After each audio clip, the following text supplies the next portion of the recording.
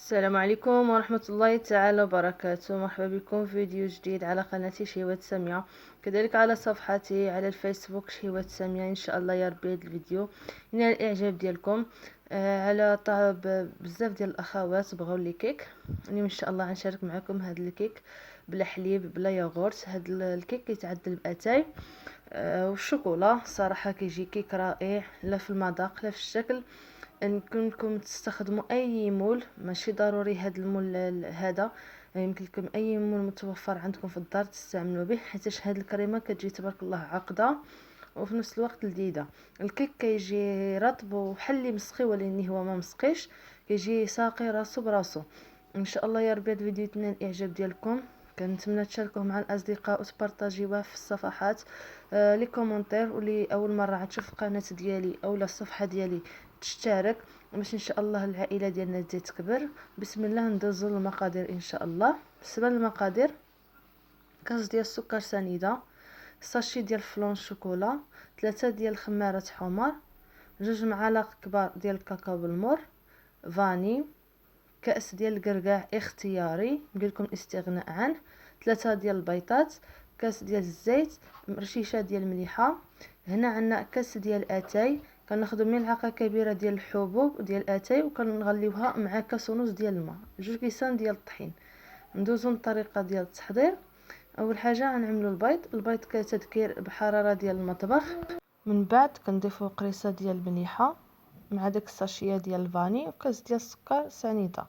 كنطربوا مزيان بالطرب الكهربائي. يمكن لكم الطرب اليدوي فقط، يعني الطرب اليدوي خدموا مزيان داك السنيده مع البيض حتى كتذوب وضيفوا جميع العناصر. هنا غنذكر طريقه التحضير ديال الكاس ديال اتاي. غناخذوا ملعقه كبيره ديال الحبوب ديال اتاي مع كاس ونص ديال الماء، نعملوهم في كاسرون، نعملوهم فوق البوطه حتى كيغلى مزيان وكيطلق ديك اتاي في الماء، وكنصفيوه وكنعبروا منه كاس وكنستعملوه، ولكن الكاس يكون بارد ما يكونش سخون باش البيض ديالنا ما يطيبش. الكاس ديال اتاي خاصو يكون بارد. هنا كنستمر هنا ضفت الكاكاو الفلان ديال الشوكولا والكاكاو. الكاكاو عندي مغربل، الدقيق مغربل، الخمارات مغربلين باش الكيك ديالنا كيجي خفيف. ضروري نغربلو كلشي. دابا نحيد الطرب الكهربائي ونعمل الطرب اليدوي باش نخدم به الدقيق باش كنتحكم فيه. هنا بالنسبه للدقيق كالعاده كنقول لكم ما تعتمدوش على الكميه الدقيق اللي كيعطيو في المقادير، على حسب. كاين البيض اللي كيكون كبير، البيض اللي كيكون صغير، على حسب الحجم السوائل. اذا كانت السوائل كثيره راه بطبيعه الحال عندي الدقيق بزاف، اذا كانت السوائل قليله راه بطبيعه الحال عندي الدقيق اقل. هنا من الاحسن الدقيق غتضيفوا الكاس الاولاني بوحديته كامل، الكاس الثاني غتبقاو تضيفوه تدريجي، الكاس الثاني غتبقاو تضيفوه تدريجيا كما قلت، وغادي تشوفوا عينكم ميزانكم على حساب الخليط. اذا بدا الخليط كيتقال بركه، اذا باقي خفيف عاد تزيدوا الكميه ديال الطحين. وباش تعرفوا القوام ديال الكيك راه جاهز، غتبقاو تخلطوا وترسموا واحد الرقم 8 بحال اللي كنرسم انا. كنخلط ونرسم الشكل 8. ملي كتشوفوا 8 بارز يعني كيبان صافي، ضيفوا داك الكميه ديال الكركاع اللي قلت اختياريه يمكن لكم الاستغناء عنها. من بعد هنا في هذه المرحله كيكون عندي الفران سخون، سخنته من الفوق ومن تحت على 200 درجه.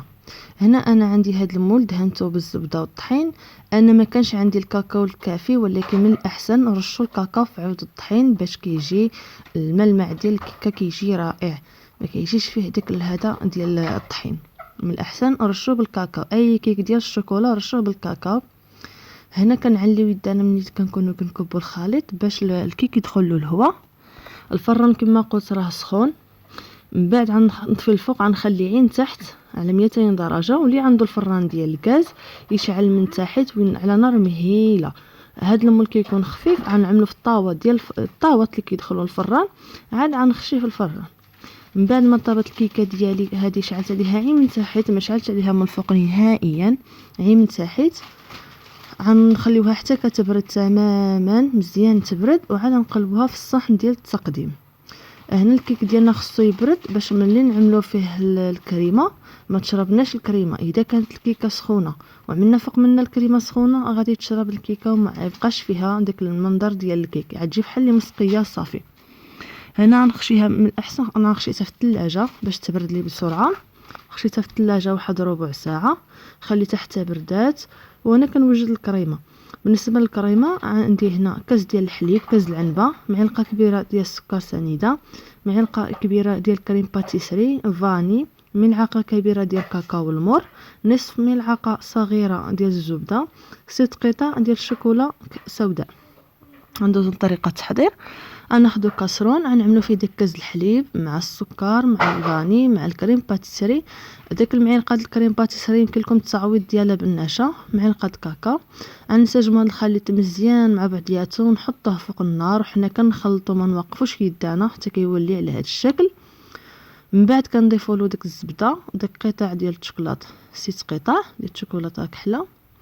غنبقاو ندوبو هذيك يذوب بديك الحراره ديال الكريمه، ما يحتاج البوطه. صافي غنكبوه على الكيك. الكيك كنأكد عليه يكون بارد باش ما يتشربناش الكريمه. غنكبو عليه الكيك ديالنا داك الكريمه.